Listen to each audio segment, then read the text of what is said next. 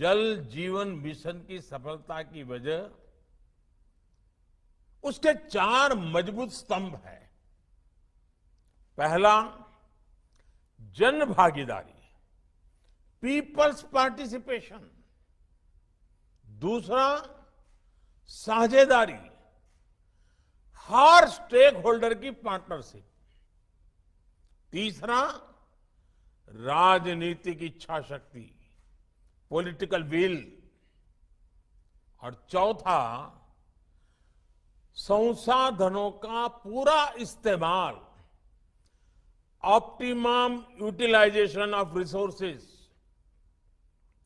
भाइयों और बहनों, जल जीवन मिशन में जिस तरह पंचायतों को, ग्राम सभाओं को, गांव के स्थानीय लोगों को शामिल किया गया है, जिस तरह उन्हें अनेक जिम्मेदारियां सौंपी गई हैं, यह अपने आप में अभूतपूर्व है।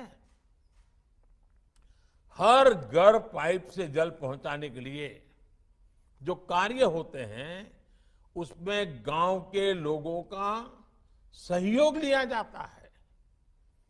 गांव के लोग ही अपने गांव में जल सुरक्षा के लिए विलेज एक्शन प्लान बना रहे हैं।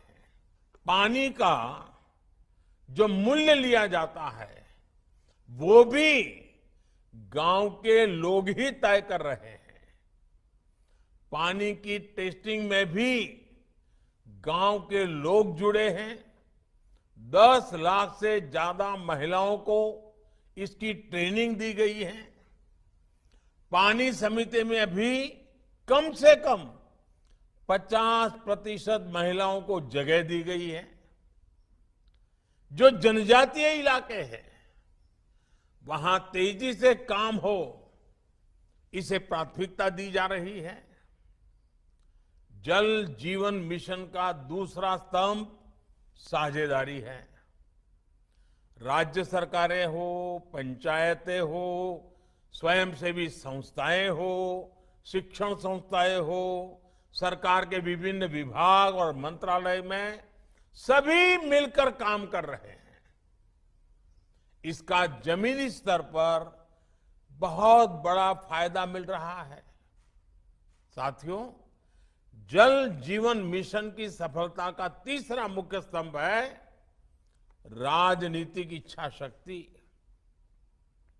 जो पिछले 70 साल में हासिल किया जा सका, उसमें कई गुना ज्यादा काम 7 साल से भी कम समय में किया जा रहा है।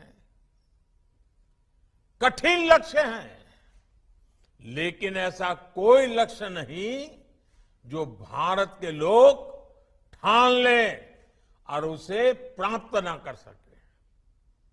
केंद्र सरकार, राज्य सरकारें, पंचायतें सभी इस अभियान को तेजी से पूरा करने में जुटी है।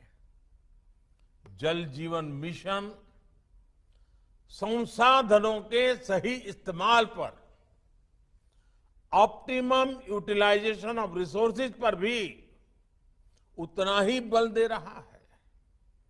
मनरेगा जैसी योजनाओं के वो कार्य जो जल जीवन मिशन को गति देते हैं, उनसे भी मदद ली जा रही है। इस मिशन के तहत जो कार्य हो रहा है, उससे गांवों में बड़े पैमाने पर रोजगार के नए अवसर भी बन रहे हैं।